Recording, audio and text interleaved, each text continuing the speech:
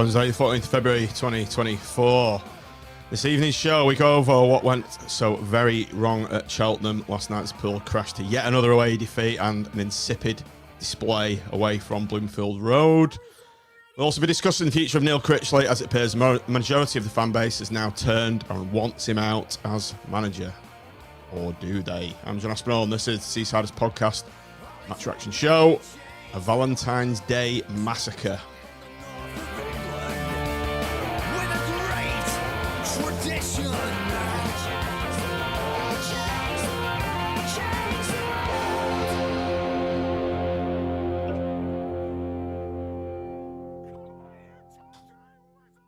Good evening, everybody. Welcome back to the Seasiders podcast on a day that's full of love, happiness, and joy. Valentine's Day, but not for anyone in Tangerine. Tangerine Tim is joining us on holiday.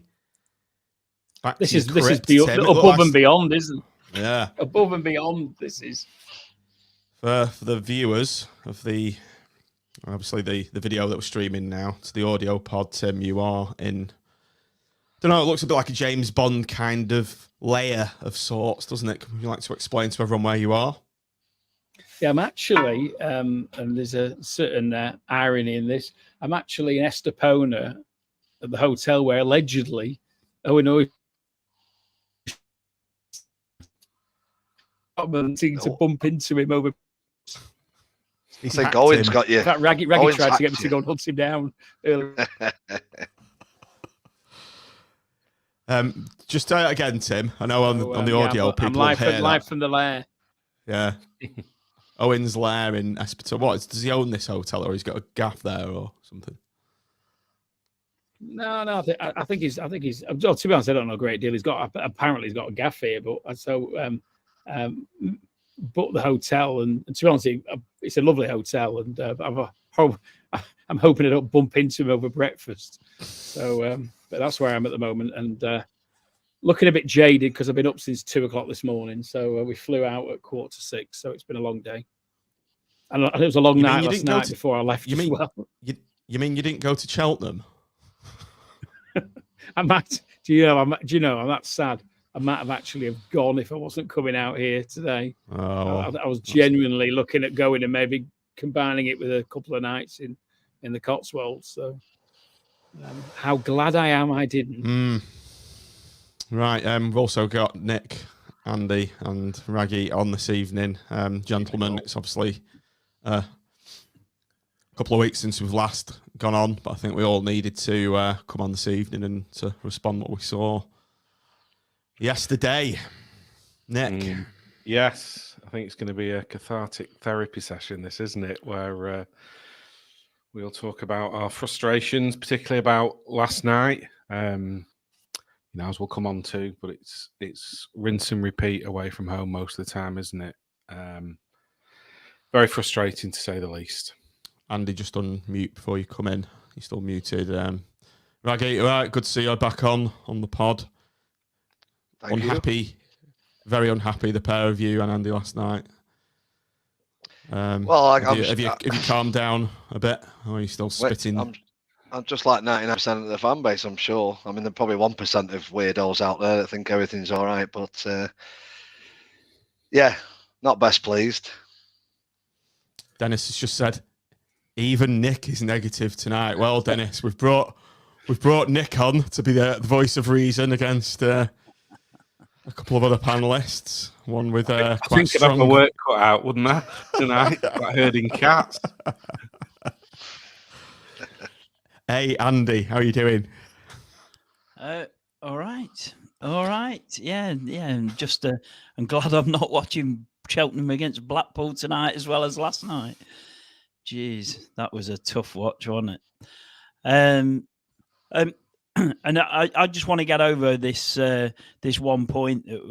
When we're being critical of the club, I want you to know that everybody on this podcast wants us to win and wants Blackpool Football Club to be successful, and we want to come on this podcast and talk about lots of good things that the club are doing, lots of good things about on the pitch, lots of good things about what our people are doing in the community, and lots of good things that our owners interacting with the fans, and how the just fantastic messages coming out from our club all week in, week out. That's what we want to talk about. We don't want to be negative, but we as a group are the voice of, many fans. And Don't say reason. Dear no, me. no. That's Nick's job. With the voice, we sort of we're the voice of our mates who go to games in a lot of cases, and Raggy obviously speaks to many more because of the his Arndale connection, but I speak how my mates speak at the game, and that's it. And we speak from the heart, and when we feel there's something wrong, then we want to air it and get it out there, right? Equally, when we think things are going well, we talk about it. And I just want to make that clear before we start, because, obviously, it's not going to be a hugely positive pod tonight, is it?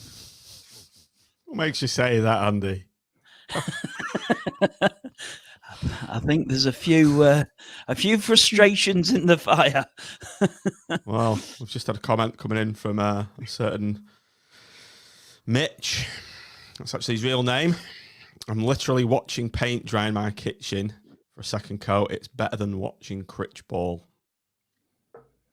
I prefer his comment above where he said, Tim looks like a foreign correspondent reporting live from Kabul.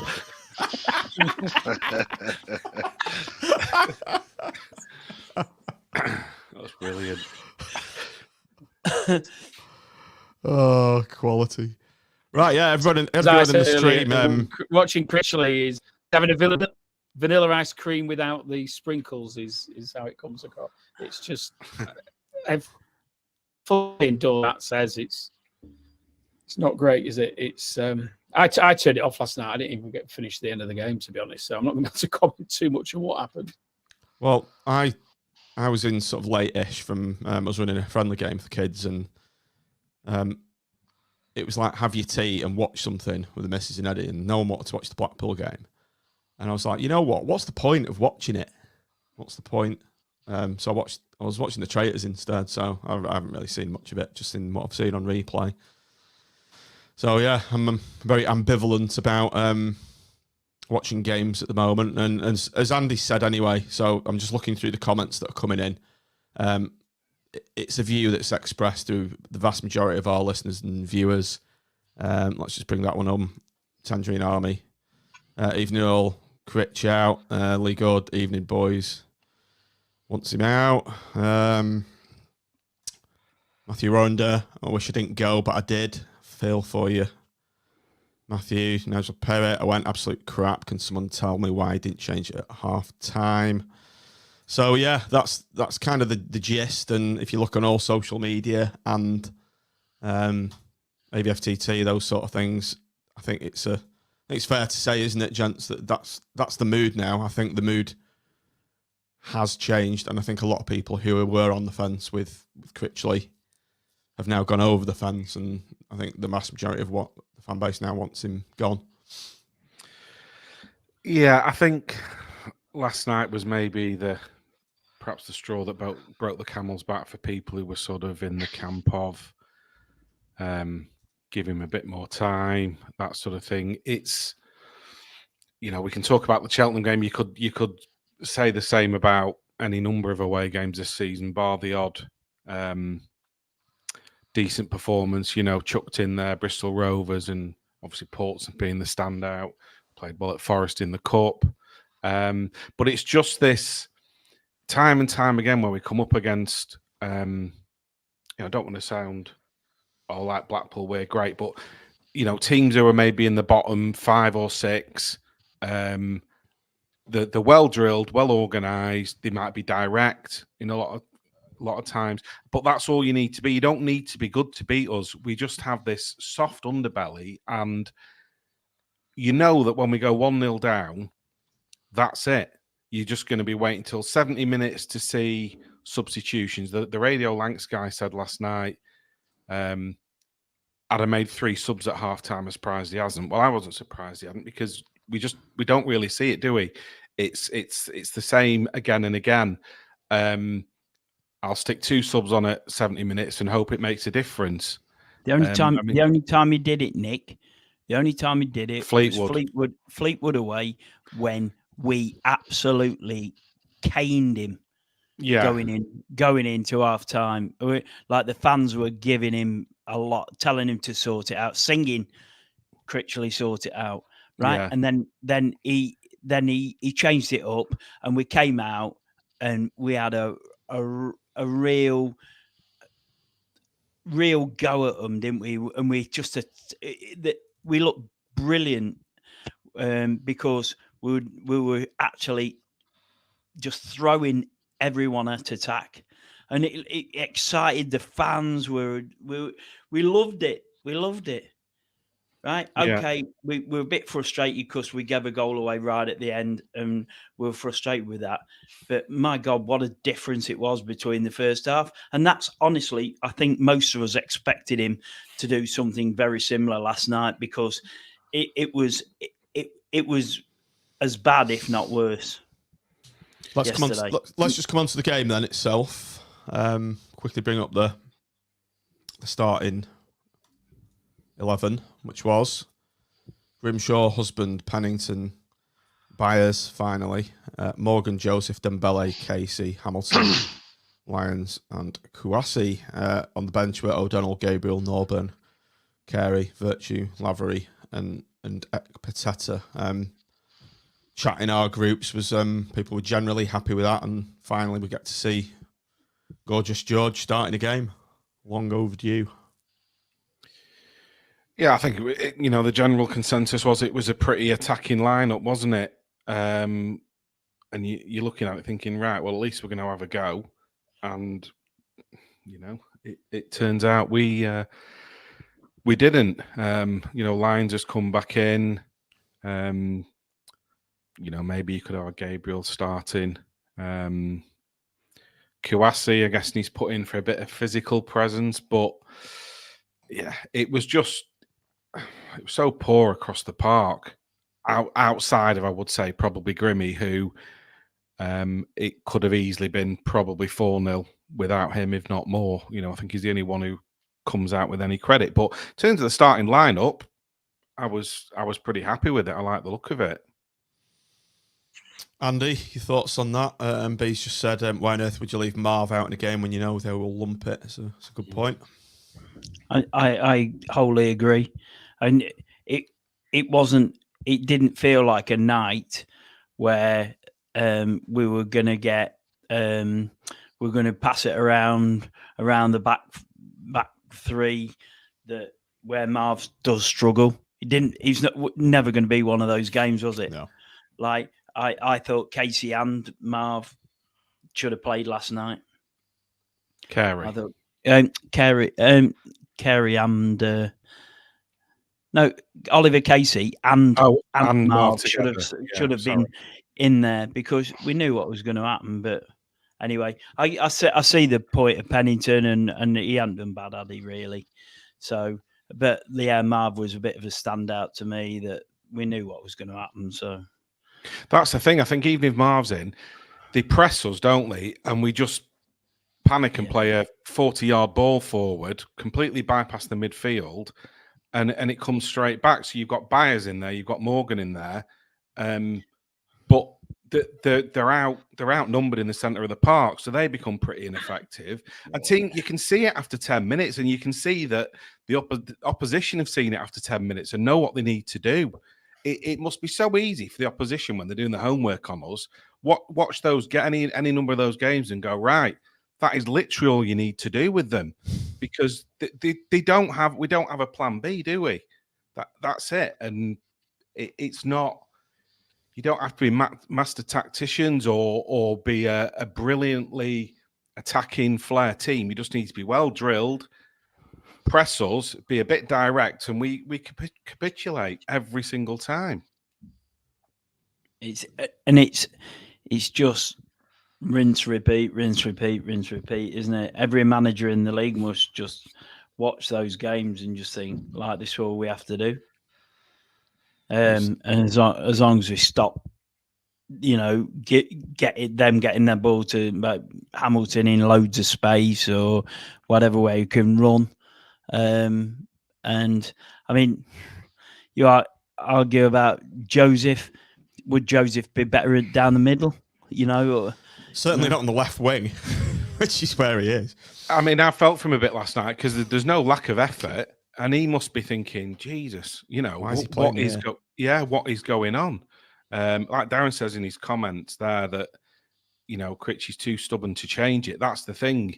It's and you'll get the odd game. I mean, let's be honest. Our home record is decent, and thank God more teams don't do at their home games, at Bloomfield Road, what they do to us when we're away, because it would be, God knows where we'd be in the league. But away from home, you know what's going to happen, and it's the in-game management.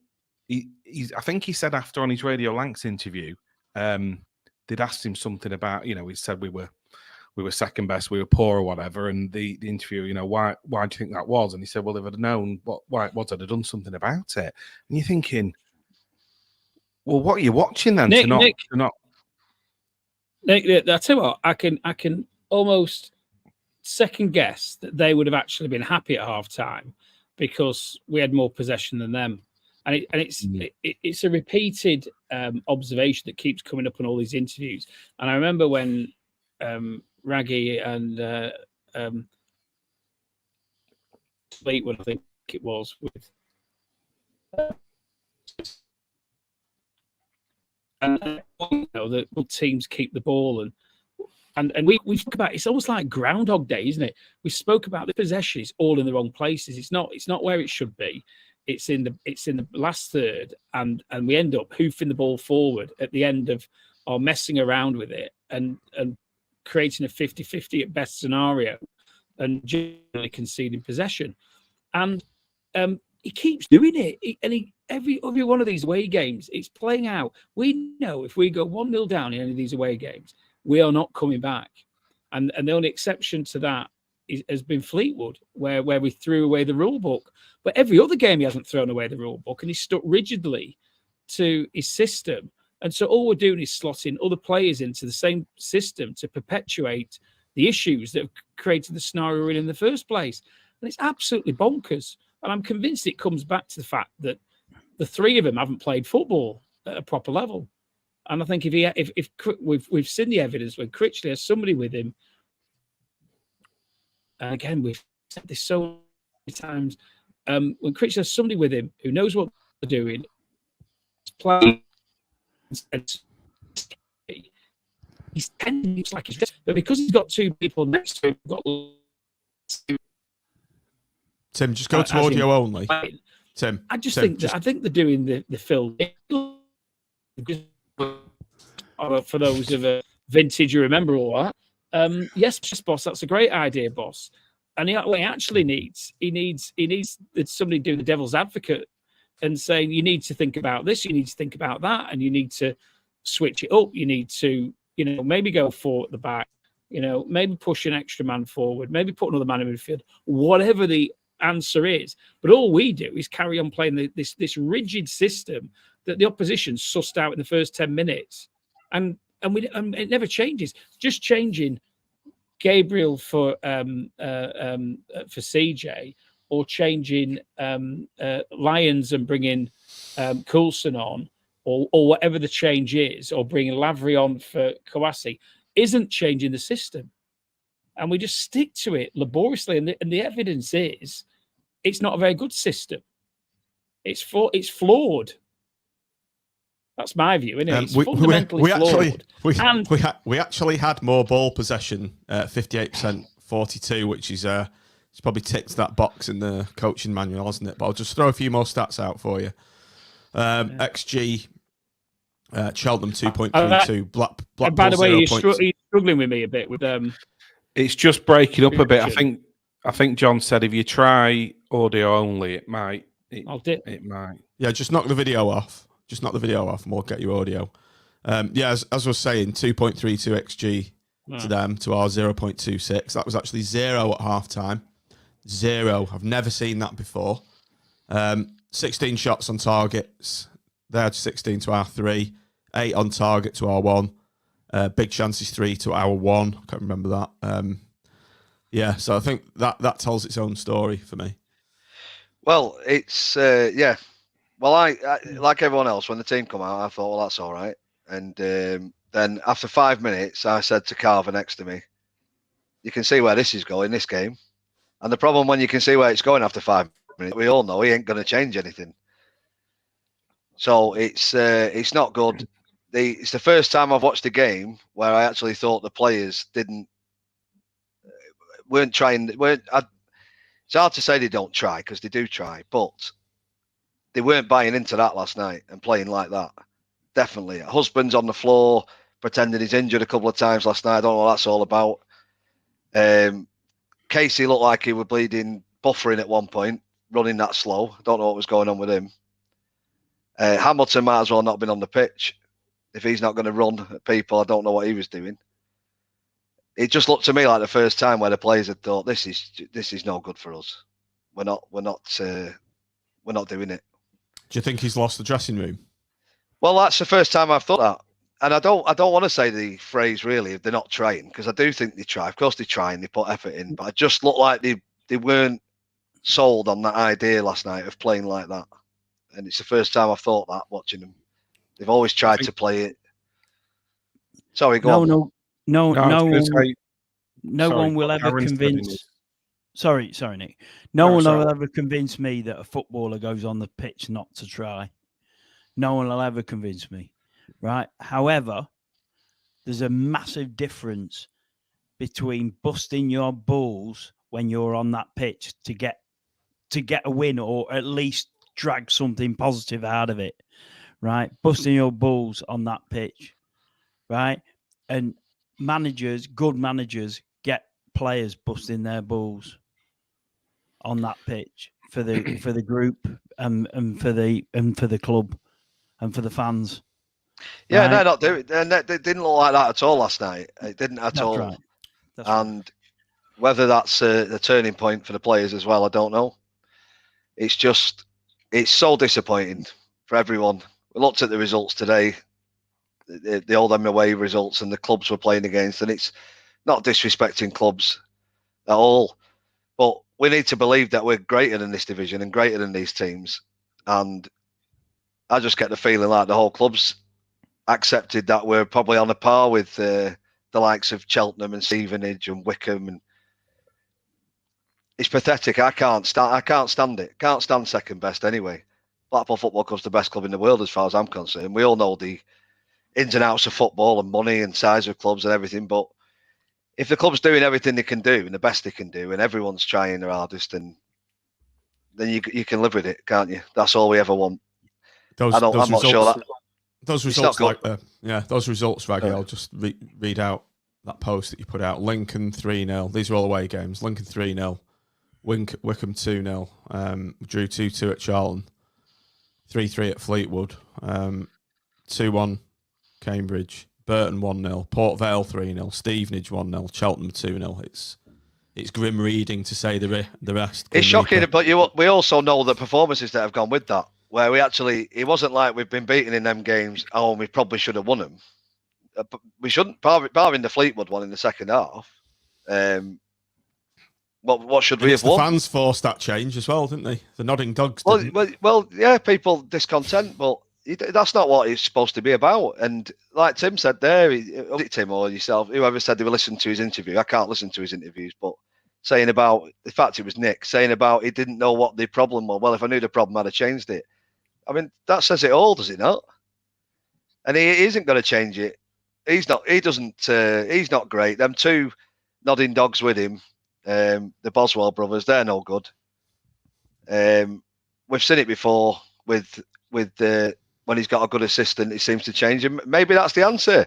I know we're all going to gear up here and say Critchley out, and It's the first thing that comes to you, especially after crap like that last night. But it's maybe not Critchley out. It maybe get some help for Critchley. I don't know. It's the frustrating thing is that something needs to change. Yeah, if it stays the same, it's the definition of madness, doing the same thing over and over and over again, expecting different results. It's just mental. It makes no sense on any level, does it? No, it doesn't. But that can also stand for, if you keep changing the manager every half season, it's repeating the same thing. So maybe someone has to look at changing something, like giving him additional help. Are the players good enough? We all think they are they? I don't know. Have we spent enough money? Are we spending enough money? We hear about budgets, this, budgets that. I don't know. We don't know the budgets. We don't know whether we're getting the players we want. You suggest we probably are if we can still sign the likes of Rose for the rest of the season. I'm sure we're paying him a few quid. But it's just not a happy place, is it? It's not a happy place. And my fear for it long term is, if we continue and we go into next season, the crowds are going to be so low, and then we might find ourselves stuck here for years without building it back up, because then the money comes with it, doesn't it? Less money, less intent, but and I'm sure. Look, Simon Sadler's come from a good place. He's coming from a good place, isn't he? I mean, I know we get all sorts going on around Sadler, right? And I'm one of them as well. We all just shoot from the hip at times and come out with stuff. But let's get one thing away from it for a start. Everyone needs to knock on the head about talking about Oyston era in comparison to the Sadler era. It's two totally different things, and it's disrespectful to him, really, and it's embarrassing to even when people even compare. But he's got to move on. He's got to understand that we were fed bullshit for years, promises for years that were never happening. We got lucky on some occasions, despite them, not because of them. And when it goes on about training grounds and stands and that, they've got to understand that this repeated, oh yeah, it's down. It drags everyone down. It pisses everyone off. People don't believe it. And I've said this to him. I said it at that meeting to Julian Winter the other night. I don't believe you. That's the problem. I want to, but I don't. Talking about dates, oh, it's this, that. It's just like it's dragging it out. We've been talking about training grounds for 25, 30 bloody years. And we'll talk about them for another 10 years. I'm just not sure where it's... I don't believe it. And I'm sure there's other Blackpool fans in the same boat. We want to believe it. We're all nice people and decent people and fans who want to believe we're going to... But I don't believe it. And if we don't ever build training grounds or new stands, and we don't... Where are we going long term? What is it? And then you on the side of that, you get all the rumours flying around, of which who knows what's true and what's not. You get rumours, oh, Sadler probably wants to sell the club. Oh, he's not invested, he's doing this, he's trying to get planning permission and selling it. Is that true? Is it not true? But that's the kind of crap that comes around when nothing happens. And in these meetings with fans, it's all just tick box exercises. No one's getting no information out of that. We'll go on to that later on them other parts with fan panels and everything. But some real work. People need to see real work at this football club. From real, some spades in the ground. See some holes dug. See something happen. Or let's hear from the owner. Let's hear from the owner. He must know now that people are discussing. We want to hear from the owner. We like Simon Sadler. I don't know if you're watching this. We like you, Simon. Come and tell us, though. Don't want to hear it through all the people. I want to hear it from you. I want to hear where you're going. And you spoke before in the meeting about you're here for decades. Well, then, what's the plan for the decades? What's the 20 years? What's Simon Sadler leaving this club in 20 years' time with an average crowd of 25,000 or 20,000? How are we getting there? What we're doing? Because if we keep doing the same stuff over and over and over, the fan base won't grow. Nothing grows. It stays this. People don't believe we can get 20,000. I do, if we had the right publicity around the place, the right promotional intent to get into young people and spread it across this town. And there's so many people in this fan base that'll do it for you. They'll do it by whatever means. And, it's easy to say give free tickets away and give that. That's not what it's about. Not at all. It's about how we start now for 10 years' time to increase that crowd by 5, 6, 7,000. Because let's be fair, if we get a proper round and we get a big stand and all that, we're going to give away teams 3,000, 4,000 fans. So really, we're looking at getting 15,000. That is not beyond Blackpool Football Club, surely. but we've got to attract, and we've got to find a path through schools, through every youth club, whatever it is. There'll be so many ways if people were just interested in it, and the people that are interested in it are the fans of this football club. And you can employ people all day long who've got to do these jobs, but the fans will be the ones that do it. But it has to be more meaningful than some tick box exercises of how much is a price of beer? Can we get a pint of beer for less? Can we put a new pie in the ground? That's it might be important to some people. That ain't going to put another 5,000 or 6,000 on this crowd long term. It needs to be bigger, but it can be done. It can be done, and it just needs that belief. And the ones that have that belief are the fans. And there seems to be this disconnect. And certainly from the chairman, from you, Simon, if you're watching, I don't know, but that we don't hear enough from you. We want to love our owner. We want to love everything. We love the fact that he bought this club and saved this club, and we've not been sold to some shyster down the road, because it's Blackpool Football Club and it's special and it is unique. And of course, we're going to have moments like this. We're a roller coaster ride, but what the problem is at the minute, it's mundane and it's all meh, and that is not Blackpool Football Club. We're either down the bottom or up the top, or we're somewhere. We don't like to be stuck on the top of the dip here on the roller coaster, broken down. We need to get it moving, whether it's down, up, whether we've got to go down to go up, whatever it is. But anyway, listen, I've ranted on for too long. You carry on. Another Can I speech from Raggy there. Sorry about that. Can I just chip in there on a little piece of what Raggy said there, right? Is about us not being a vanilla club, right? We're about excitement. We did the best we ever did when we were exciting. We're exciting to watch. We excited the fan base. We excited the town. We excited. People were queuing up to me to want to get tickets to go and watch Blackpool when Holloway got us going. But he got us on the back of playing really exciting football. Kids went to watch Blackpool Football Club then and wanted to go. My 10-year-old grandson now does not want to go to watch the game. He was offered the chance to come on Saturday. He's got a season ticket. He didn't want to go. It doesn't excite him anymore. His Xbox is more exciting. Andy, I'll just very quickly, I'll tell you a little story related to what you just said. My son's been saying to me, because I was like saying, that's it, we're done, season's over after Oxford. He said, do I have to go to games anymore then, Dad? I.e., didn't want to go. It's horrible. That's horrible. We're both sitting there with kids relatively the same age there, right? Who don't now want to go. That's because it's not exciting. The thing's not exciting. The only times we've had really exciting games this year, Peterborough second half, when we were down to 10 men, and we threw the kitchen sink at it when we were 3-0 down and got back to 3-2 and nearly snatched an equaliser, right? That was the only home game I think that where I've really been off my seat and really excited in the league. I'm talking about, by the way. Then the away game second half at Fleetwood was genuinely exciting, right? And the Portsmouth away game. That's it. Like, you go to this plethora of away games. Like when I was at Port Vale, it was just, you could see what was going to happen. You actually could see what was going to happen. It was not good, right? And it's just not exciting.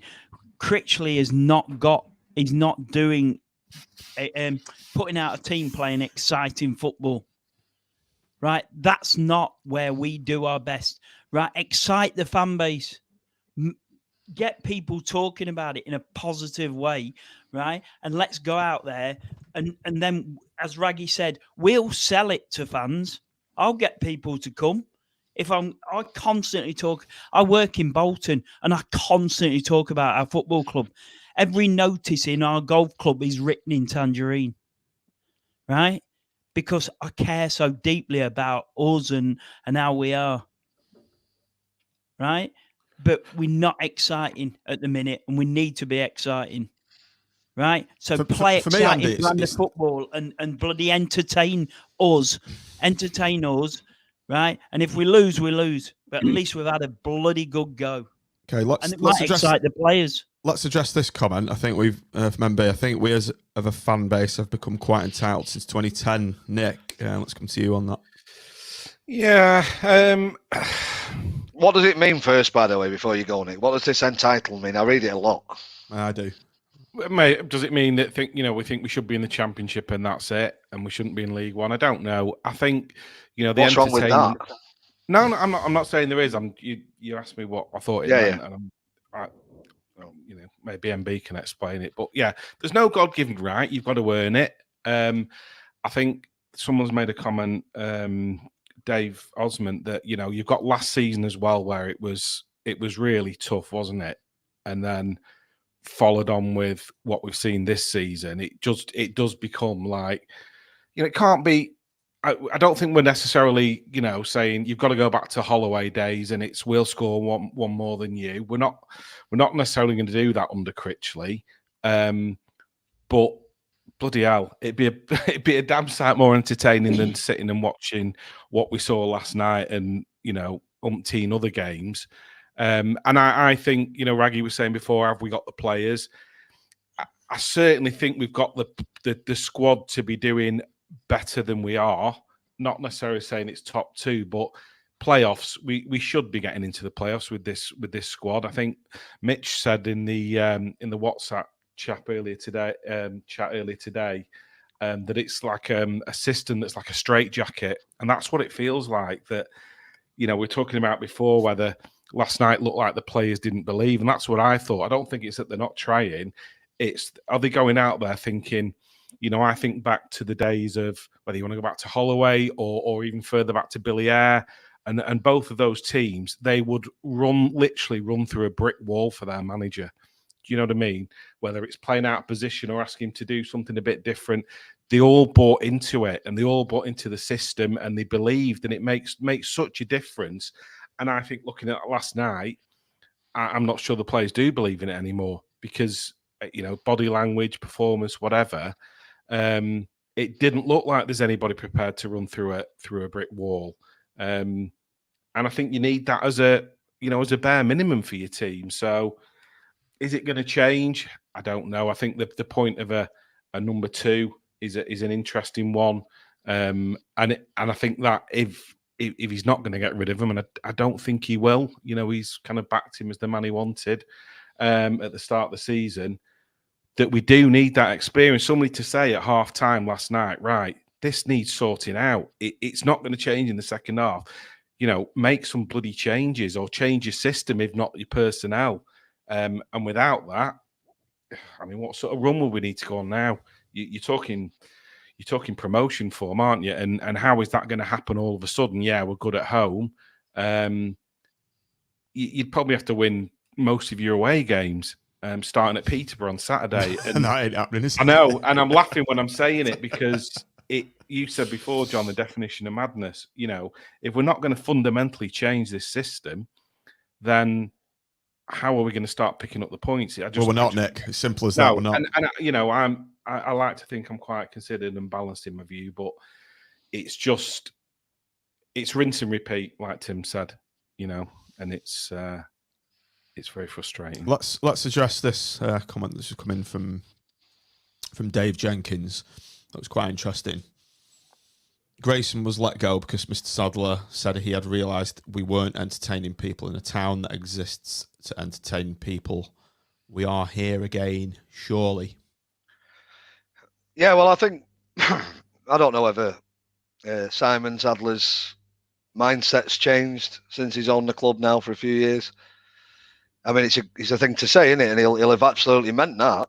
I'm sure he did at the time, like we want this, but then you have to weigh up entertainment football with running a football club and all the costs that come with that, I'm sure. And then it's about results probably mean more money than performances, but not necessarily at this football club.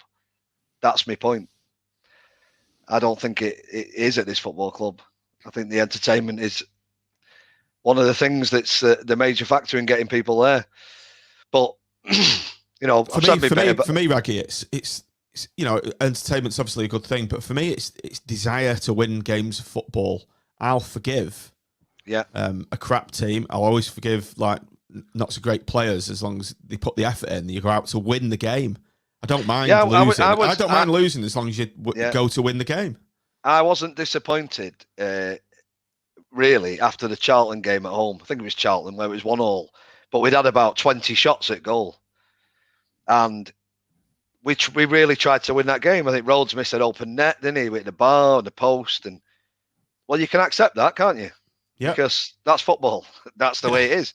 But we openly tried to win that game at all costs. It didn't come off. But that's not happened, has it? It's been very few and far between that approach. And it's certainly not happened away from home. And you know, it's definitely the formation. The players are definitely not buying into it. I think that's come out properly last night, from what I can see, because they're not enjoying that. No chance. Andy, Matt Smith just said the Blackpool way. Remember that quote? Yeah, I've just got something come up just very quickly, John. I see Aki's in the chat, and just because his wife had Emma, who's a Seasider herself, had a brain hemorrhage. So I'm glad to see Emma's on the mend a bit now, and she's in the Vic now. She's brought her back to the Gold Coast from Preston. So glad to see Emma's on the mend, mate, and best wishes from all of us. Absolutely. Well, yeah. Get well soon, 100%. Yeah. So what was Matt put? What did you put? He said the Blackpool way. Remember that quote? I think it boils back to what you said about being entertained. Yeah, and it is. It's just so frustrating. And like what actually Aki said there as well, that Critchley's openly admitting it, right? Critchley's openly admitting that we were rubbish, right? Like, do something about it. Do something, for God's sake. Don't just stand there looking at an iPad showing you the stats. Like, when he made a sub in the 70th minute, I don't think we'd had a shot at all in the whole game. What manager stands there and puts up with that and doesn't do anything about it? He there's two or three things to me, right? Either he genuinely gave it up, right? He genuinely gave it up, or he himself has given it up to think that we'll settle for a Wembley trip if we get through on next Tuesday. Well, I can categorically tell him now, like, we won't be satisfied with a Wembley trip. And number two, I don't think we'd sell that many tickets, to be honest. I don't think there's that much appetite for it. So I think the game against Bolton showed there isn't as much appetite for that as there was. Like, there'd be plenty of appetite for a playoff final, but I'm not sure there'd be much appetite for a Bristol Street Motors final.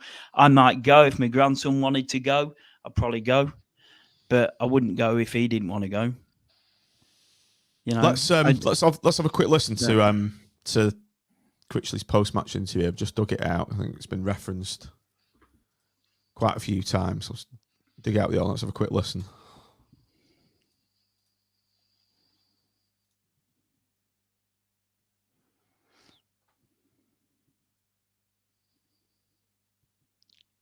Yeah, that's the best thing he's said all season. Can't hear it, John. Is it playing? Is he not playing? Hang on a second. No. It's quite good. Right, share this tab instead. Right, there you go. I've praised the. Right, what's your tip? Neil, obviously tough result. Now, yeah. What's your assessment of the performance? Yeah, we got what we deserved. We weren't good enough from start to finish. The basic fundamentals of the game that you have to do when you're playing Cheltenham away, we were sadly lacking all evening. And we knew what to expect. It's not like we hadn't spoken about it or highlighted that. And I've praised the players enough recently for their spirit and togetherness and the fight. But tonight we were well off it. That's as poor as we've been all season, in my opinion. Can you put your finger on why that was missing tonight? Well, if I'd have known during the game, I would have hopefully been able to do something about it. We showed more intent at the start of the second half. At least we showed a little bit of life. It's not difficult though after the first half performance, I've got to be honest. But yeah, look, the better team won. Cheltenham were better than us tonight, and that's hard to take, very hard to take. You can guarantee certain things when you take to the football pitch, and that's not a team or a performance that I would associate with a Blackpool team whilst I've been in charge and with that group of players. How challenging was the style of football? Obviously, it was quite effective Yeah. in Cheltenham, but it was rough and ready, and, Yeah. and they battled. Yeah, it's very simple. It's very effective. You know what's coming. The goalkeeper hits the ball long, continuously steps up and goes long, and they pick up first balls, second balls. They get the ball in the box, long throw-ins, free kicks. Everything comes in the box. And if you don't compete for first balls, second balls, and get the knockdowns, the dirty bits, then momentum builds. I thought for the first 20 minutes not a lot happened in the game, and then there was a little spell of momentum that they built for about 5 minutes. Some wide free kicks, long throw in, and they get a corner, and we concede. So our inability when we're under pressure to keep the ball out the back of the net and do the basics, that's what's cost us, and that's what's been costing us all season away from home. One player who can hold his head up from his performance tonight, Dan Grimshaw. He didn't deserve to be on the losing side tonight. No, and that's probably the most work he's done all season, I would have thought. He made some terrific saves, particularly the penalty save, obviously, but he's worked probably as much as he's worked in any game so far this season. And we had a vulnerability about us all night for some reason, which is unlike us. 4 games without a win now. How frustrating would it be if the season fizzled out rather than you kind of giving it a good go? Yeah, really. Yeah. And I said that to the players. It's like the performances in the last few games have deserved more. Not tonight, but prior to tonight. But when you don't win them games, that puts more pressure on the next game. And that's the business. You're under pressure to perform and win. We've performed and not won. We haven't performed tonight, but can we come in and not perform well, but still take something from the game? And we didn't. The gap to the playoffs now is 8 points. That's a big gap. There are still plenty of games left. Yeah. You're going to need to have a pretty strong run together, though. Yeah, we are. Yeah. And we need to do that ASAP, really. But yeah, there's still there's still games to go. And I'd have said before tonight's game, I think we're capable of winning some games and going on a run. After tonight, that would probably feel a little bit more unlikely. Jordan Rhodes unavailable. Is he closer to being back fit and ready? He's showing signs of progress. I still think he would be a little bit away yet, but with a rib injury, it's just down to pain management, and we probably miss his experience at the top end of the pitch. Someone with a calm head who just keeps the ball for us. We didn't keep the ball up there at the top end of the pitch well enough tonight for long enough periods to relieve some pressure. And Jordan would definitely help with that. And just finally, the quality of the performance wasn't what you expected tonight. Away at Peterborough at the weekend, do you expect a response from your side? Yeah, I would hope so. I say this performance tonight is out of character. That's not like us. Even when we've lost at Stevenage recently, we were the competitive. We were in the game. We had a right goal. And sometimes you lose. That can happen. Tonight we weren't, and that's unlike us. So if we don't go to Peterborough and play a damn sight better than that, then the inevitable will happen. Thoughts? What's the inevitable? Enthralling. What's the inevitable?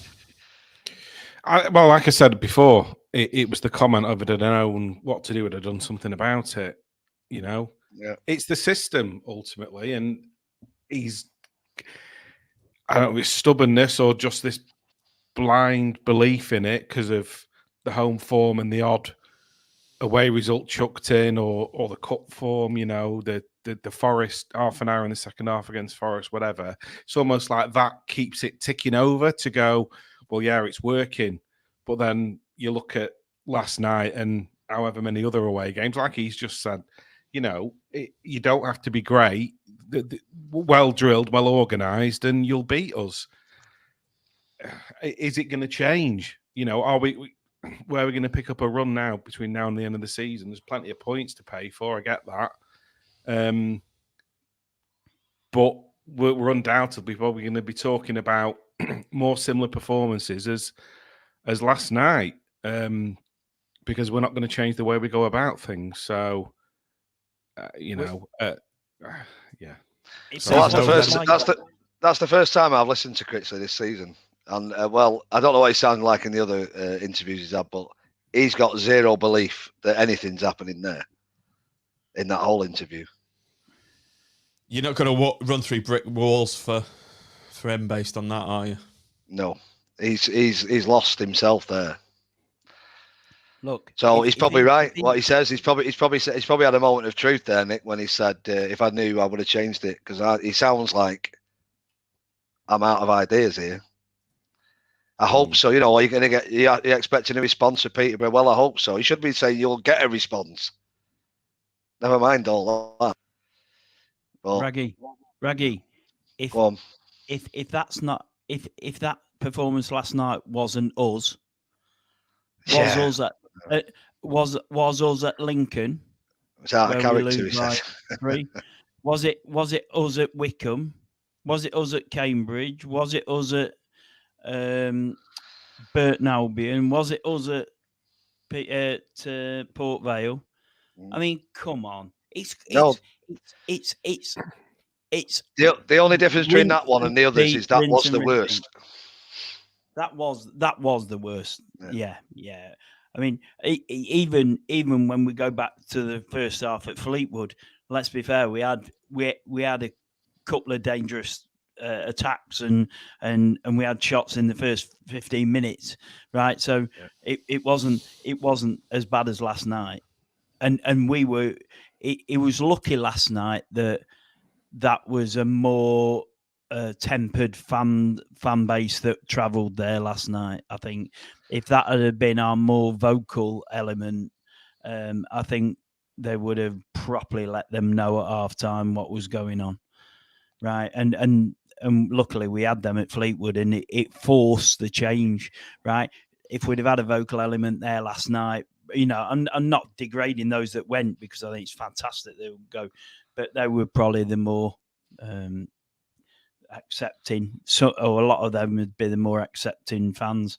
But realistically, if he'd have had a vocal element there last night and we'd have played like that, geez, he'd have got his ear chewed off, wouldn't he? And I think he's quite lucky on some of these games where the fans are behind the goal and he's on the far dugout as well, so the fans don't get close to him. I heard it a bit, Andy, when I went to that BSM game. There was one or two dissenting voices coming from the west. You remember when we were all sat in that row, and quite a few people were giving him a bit of grief about some of his decisions, and he didn't like it at all.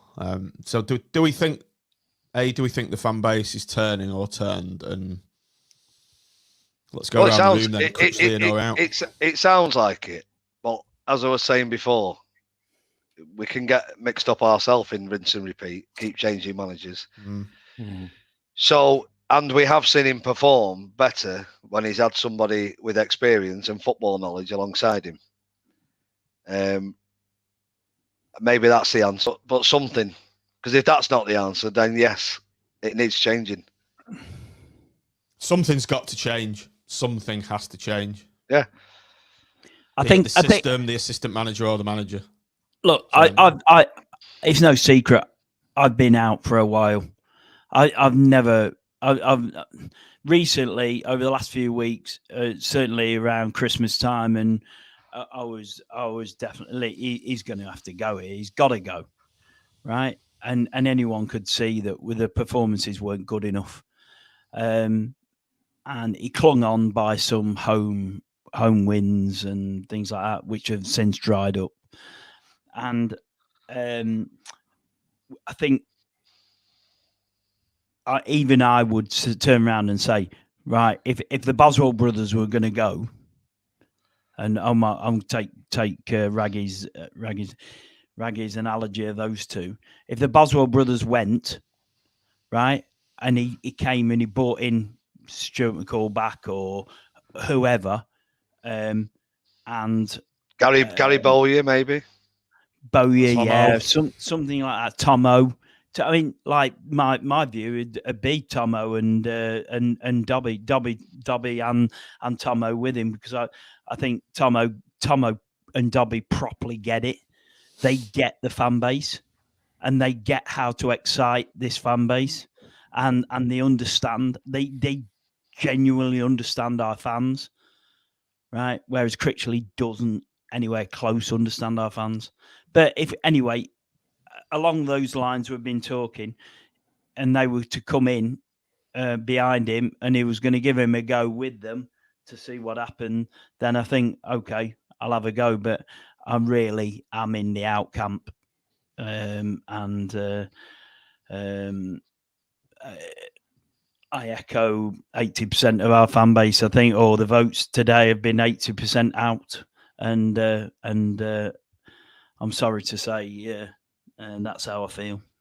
Okay, Andy says out. Nick, we'll come over to you next. People who've watching the stream, just do a quick one and just drop in the comment. Do you want Critchley in or out? We'll go through a few of those while Nick gives us his considered thoughts. Yeah, I'm like I said before, I think I'm probably teetering on the brink of it.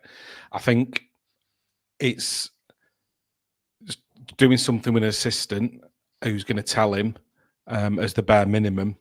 And if that's not going to happen, then I can't say I'd be gutted if he did go. I think I'm maybe slightly leaning towards getting somebody in alongside him, but if that, like I say, that's not going to happen, then it's probably time to make a change. So yeah, I think I'm just in the make a change with an assistant camp. Buy a cigarette paper, buy a Rizzler. Raggy, over to you. Well, like I say, look, it's dead easy for me to say out because it's boring. Doesn't appear like it's going to change. But he's got a proven record of working well with an experienced assistant, and his two assistants aren't experienced. Might be experienced in coaching at various clubs in China and various other places they've been. But it does appear from the outset like they're just a pair of yes men who would just go along, and they're all three pals trying to figure something out that maybe they haven't got the knowledge between them to do, or the understanding of the game. So at the bare minimum, somebody to come in as an assistant for him with experience, or other than that, it needs to go. Let's go through a few of the... Can I just tell you something that's happened tonight? Yeah. And you believe that this would happen for us. Warnock's taken over at Aberdeen, hasn't he? Half an hour tonight, they're 3-0 down. Right? And it's now 3-0. Would you think that'll happen? With Critchley? The players would be on the floor. The magician. You've muted yourself, Raggy. You've muted yourself. Fleetwood, we came back a little bit, and Peterborough at home, we came back a little bit. We never quite made it with 10 men, but no, I know what you're saying. Though, on the whole, no, they don't seem to be. Last night was a turning point for me, I think, with the players. Yeah. That showed they aren't going to be running through brick walls, playing in that system. I think that's the not thing. To say they're not trying, by the way. Even if a number 2 came in, would he convince him that system isn't working? I don't know. Well, let me share this one with you. So one of our salubrious fans managed to collar Mr. Sadler for a chat. Obviously, won't say who it is to save him any embarrassment. But within that conversation, he was told by Mr. Sadler that Critchley was the most stubborn man he'd ever met. Now, I think Simon Sadler's a bit stubborn, and some of us are a bit stubborn. But if he in business he's worked his way through there, he'll have met quite a few stubborn people along the way. And if he says that Critchley's the most stubborn man he's ever met, that means he must stick to his principles to the nth degree. Oh, he obviously never met Carl Oyston then, did he?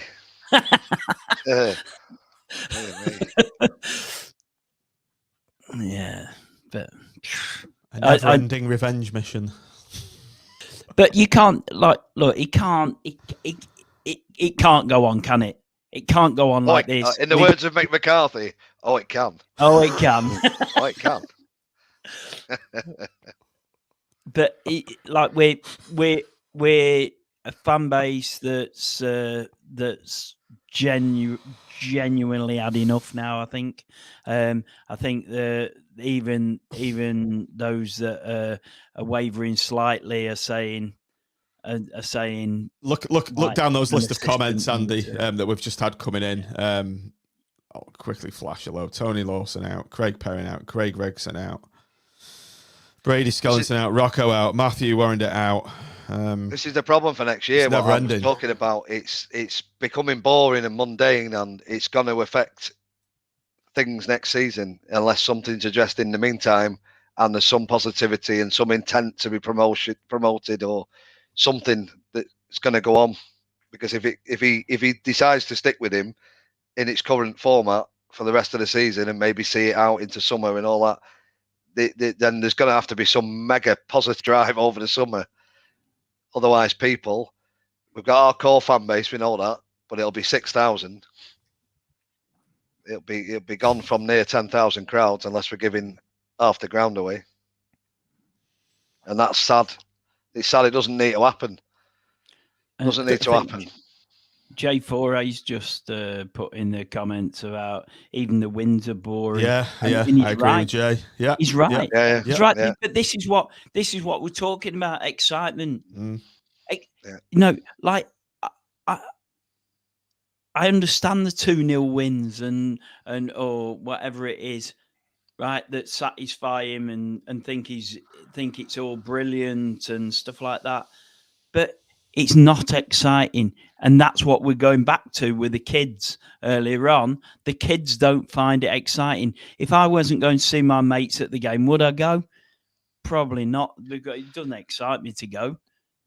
I've got a season ticket, so I can pick and choose when I want. But, does it excite me at the games? We sit there bored talking about other things. And he can probably have it both ways, really, from here on in, if he remains in position. Because he can win his games 2-0 and it all working out in the first half, and he gets a couple of goals up. And, like Jay said, it's not exciting, even the wins. But if you win, you win. And people quickly move on. But he could throw caution to the wind when we're losing, and get the excitement. To lose, have you? Exactly. And then got nothing to lose, have you? He can have the excitement out of coming back in games where it's not worked in the first half. But we're not doing that. Look at Fleetwood. Just persisting with that. Imagine that Fleetwood game would happen 5 or 6 more times this season, where we've been down and we've come out and we've absolutely gone for it. You'd forgive him. You'd forgive him if it didn't work out. You'd say, we can see what he's trying to do. It's working at home, and it'll soon work away. But so it's that second half of away games where he's not deciding to take the handbrake off, and he could have it both ways there, and it would appear a lot better. But it's definitely right. There's nothing exciting, is there? The most exciting thing we've had this year is a penalty shootout, as far as I'm concerned, that got me jumping around a bit against Bolton, and the comeback at Fleetwood, the 3 goals in quick succession, which were great. But other than that, I mean, barring the performance. The performance at Portsmouth, and that's it. Yeah, cool. Yeah, which was that literally is it. What about the formation of him pigeons on the pitch against Oxford. That was quite interesting.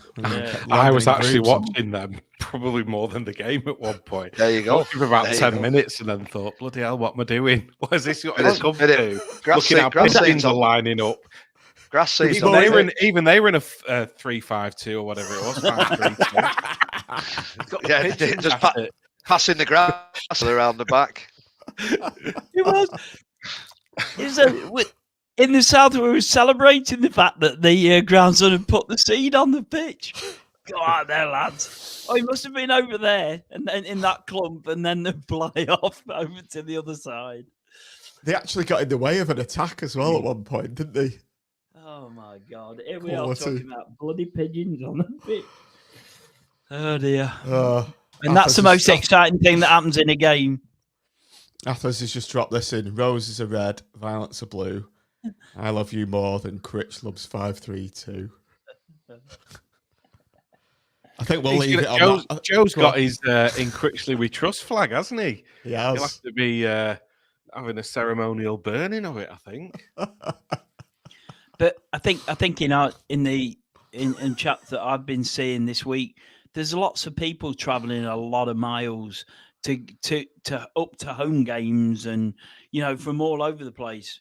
Scotland and Gloucestershire and Yorkshire and things like this to come and watch this team, to watch our games at home, and then a lot of travelling for away games from various places. We're slightly unique from that point of view, that I think that Blackpool's got a lot of support wherever, but just genuinely good people putting in the chat. I can't justify it anymore. Times are hard. I'm not justifying it for this amount of football. If the football was exciting, not a chance they would be saying that. Not a chance. You go without other things to go to the football, don't you? You genuinely give up. And you go out your way to go. You go out of your way to go. You go out of your way to travel. You think, it's worth it. You give up a meal out to save up to go to the footy, right? And that's what happens, right? And now people have got nothing that will make them do that. And that's really, isn't that sad? Well, it's sad. Apart from blind loyalty, and that's my fear. We'll have 6,000 next season with blind loyalty. Then we've lost another couple of thousand off it, and then it's so long to build that all back up. But this is what they've got to go at. This is what I want to see. What's the future? What's the 5 years, 10 years? How are we going to build the fan base? How are we going to do it? And it needs more than just talking about round the table for 5 minutes. I want a show like this, but it can be done. If Swans and Julian had listened to the right fans instead of the more handpicked version that they want in there, like, let's be fair, they don't want anyone controversial on that fans panel. They don't want people who are controversial. No. They don't want to listen to it, and they'll pay lip service to it if there's anyone who wants to step outside their channel of thought. Yeah, well, I mean, I can go off on another 25, 30 minutes about this if you want, but I'm not sure we're going to have the time for it. But I think we're done now, aren't we? Just very quickly, very briefly. I think, John, we if nothing else, like Raggy ought to have 5 minutes on this fans meeting last week, because he was there. None of us were there otherwise. And I think the people who listen to our podcast want to understand what went on. Go on then, Raggy. Where you go? Right. Well, obviously it's come out about the different fan panels and stakeholder panels and whatever. I can't confess to understand all of it. I don't. I've not even gone back and read it all. It was pointed out to us that night, shown on a presentation, with various different groups of people, from LGBTQ to black to 65-year-olds to kids to women, men. I don't like the idea, by the way. I'm against it. I said that at the night. It's Seasiders Together, and then creating 20 different brackets of people just seems very bizarre to me. So and all this voting business in, I don't know. My point was like, all fans, who's voting for the 80% of fans that aren't part of any group? And it's all right, me getting a chance to go there under the MSG banner and people getting a BST banner and Yorkshire Seasiders and all this, but where's the 80% of people that aren't in a group? What, do they not get a say? This is my point to them. Well, can we have a tab on there that says none of these? Because most people probably don't want. What did they say to that, Raggy? What did they say to that? Well, it was I can't listen word for word. I go, oh, the minutes are out, but look, in my opinion, the minutes aren't accurate of what went on that night and what was said. They're very skirted over. But you can ask other people there for that. Not saying people believe everything I say, but ask other people that were there. But it's not for me, and it's probably, or maybe not for most people. Hence why no one's part of a group. Most of our season ticket holders, we've got 8,000. It's 8,000 people. The club should be more open anyway on these things. And with technology and modern technology, surveys and things social media that you can put into, people can have their say anyway as fans. Put these things out. I don't know why we have to have all these groups going. I said the other night, why am I here? How have I got in here? You know, why is this? Do you know? So just have an open fans forum. There's plenty of people won't want me speaking on their behalf, I assure you. Right? And there's plenty of people that I don't want speaking on my behalf. But why are we speaking on anyone's behalf? We're all Blackpool fans. That's the angle. Well, this stuff has been pushed. This is not a rule of the FA or law of the FA, and they have to have it. This has been pushed, and listen, it's been pushed by people on certain groups with certain agendas who love all this FSF stuff and football governance stuff. But you know, fine, but don't sully us all with it. You know, most people, let's have an open vote. Let's get the season ticket, or let's get emails sent out to all season ticket holders, ask them if they want all this. You're going to end up with stakeholders of local business, local people on a stakeholder panel meeting with the club twice a year, 3 times a year. I mean, most of them probably won't even be Blackpool fans. Now, I understand the basis of it, and they want to see what local business can do and who can sponsor and all that. That's fine. But then you've got the next one down, a fans panel, and then certain people are on here for 2 years, and they'll be getting to go to meetings with this person, that person. But who am I representing? What, the MSG? And I can say, well, we've got all these people following us, and we've got all these people that come and say this to me, but there's 7,000-8,000 people that are not interested in that, and who I won't be agreeing with and won't agree with me. Why am I sat there? And that's even if I decided to go on, but I'm one of them people that, like, we're not having these votes and loads of people getting on. Of course I'll try and jump in. But it shouldn't even be there.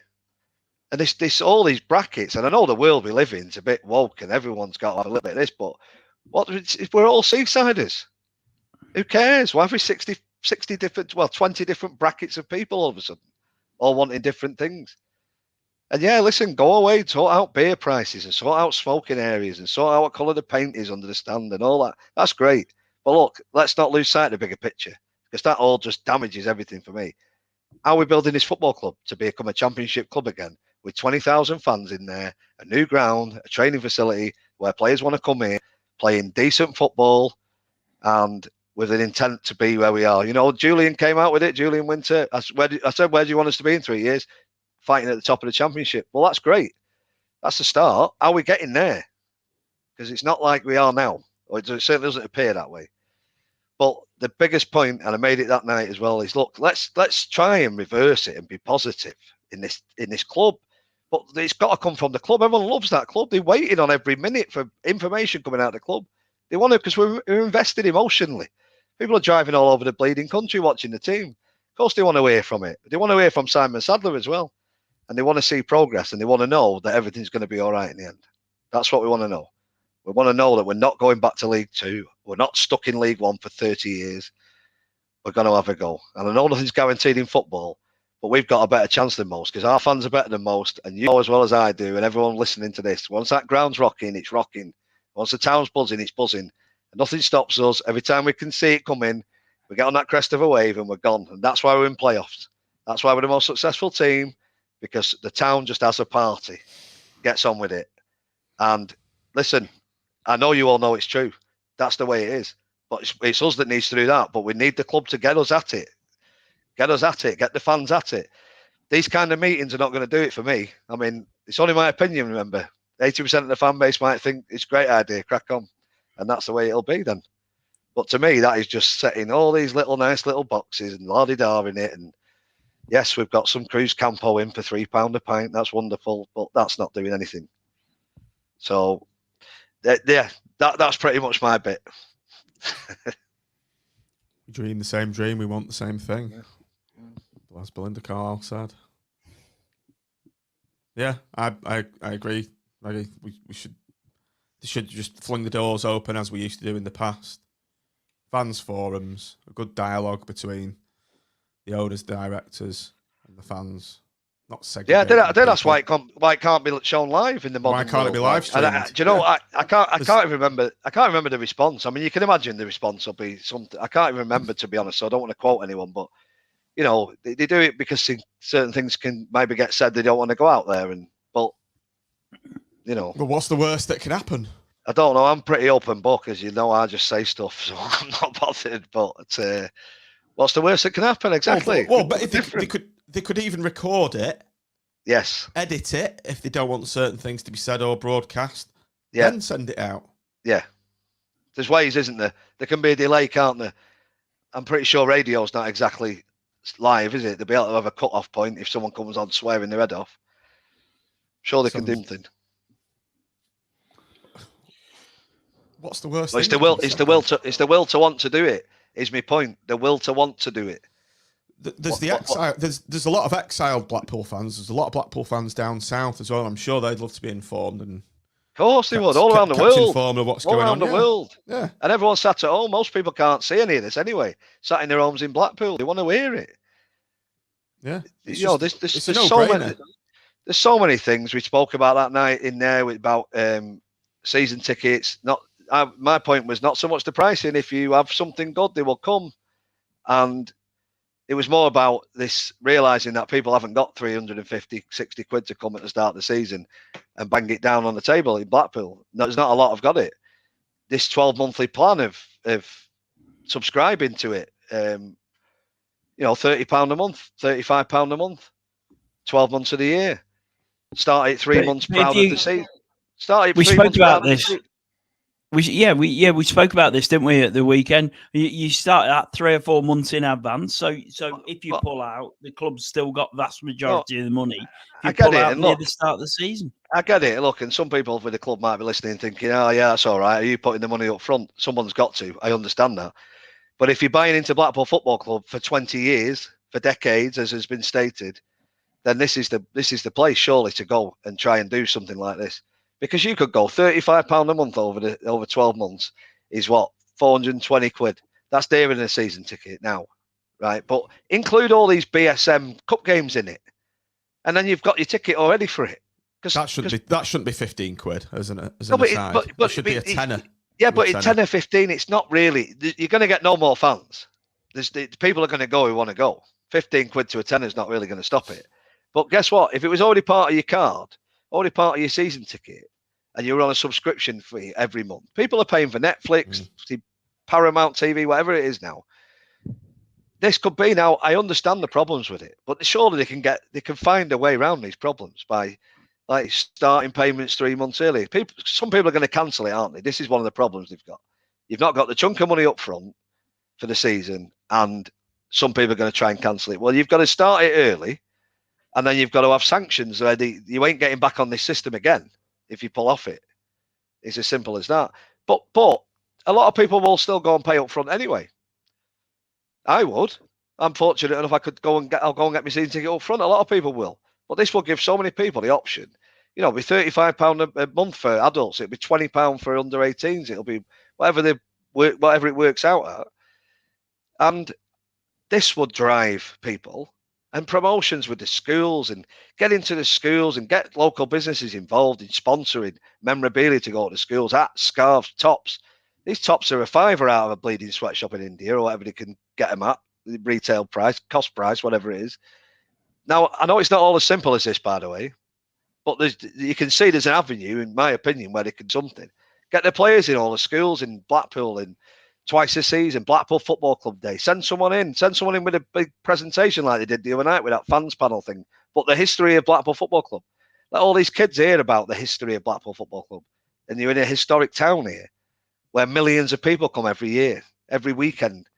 And the football club is one of the greatest ever, with some of the greatest players and some of the greatest achievements and a lot of the first in English football. And tell them. And they'll come home, because I know my boy will come home saying to me, oh, what? Is that right about Blackpool this, Blackpool? They do it all the time. But now they're coming home with all Ronaldo and Messi, aren't they? And Mbappe. Raggy, I made my son Eddie do public speeches at school.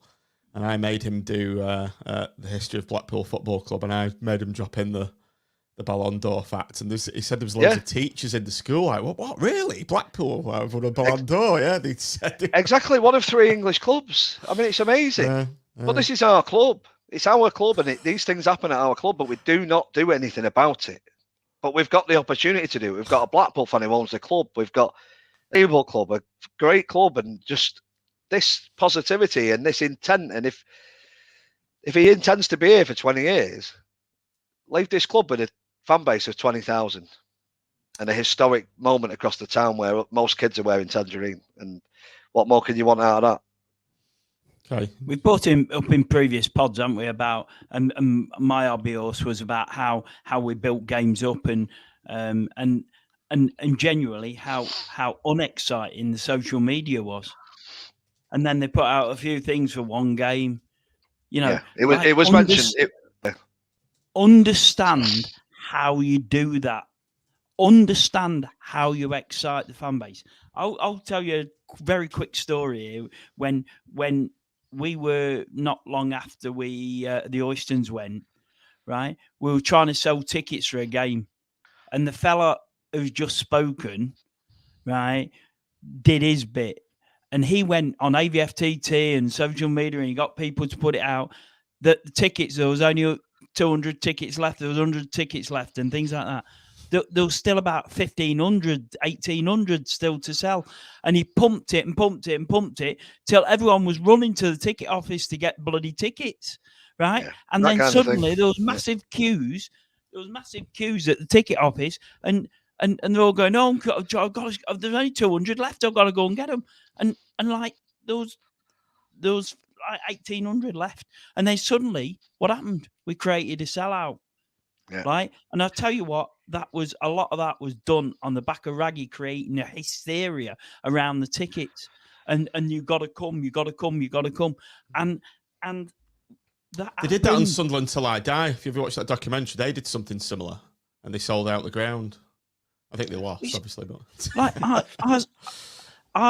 the club at the minute is in a malaise. From the pitch, from Simon Sadler down, right the way through the club, it feels in a malaise. Do something about it, right? This is going to be my last word tonight. Do something about it, Mr. Sadler. Do something about it, because this needs an injection of oomph.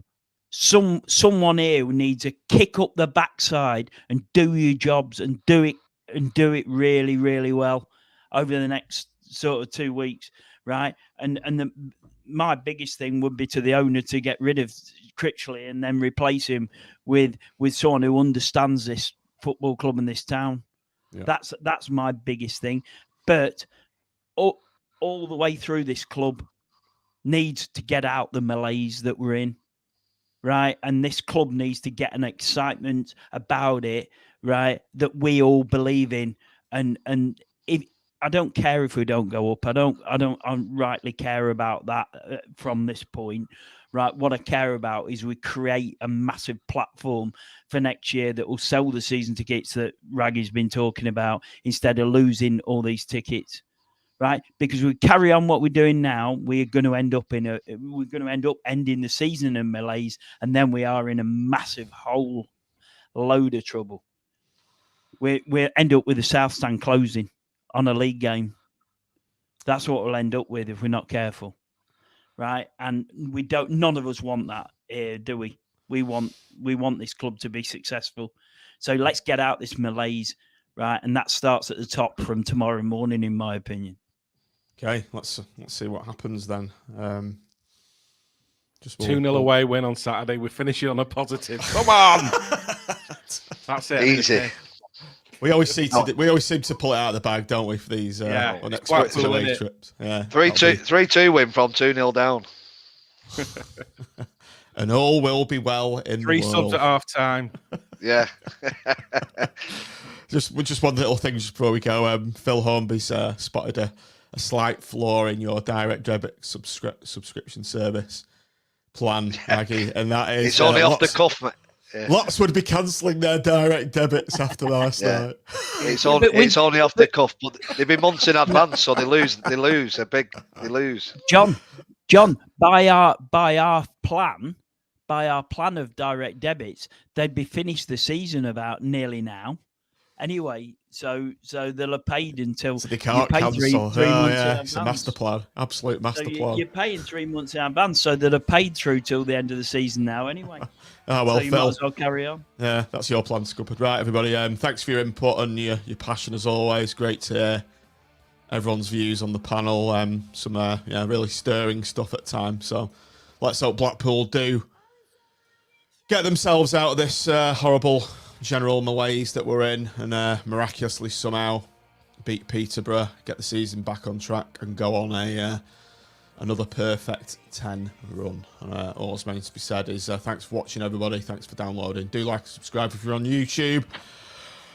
And up the pool. Go the pool. Critchley out. Up the pool. Up the pool.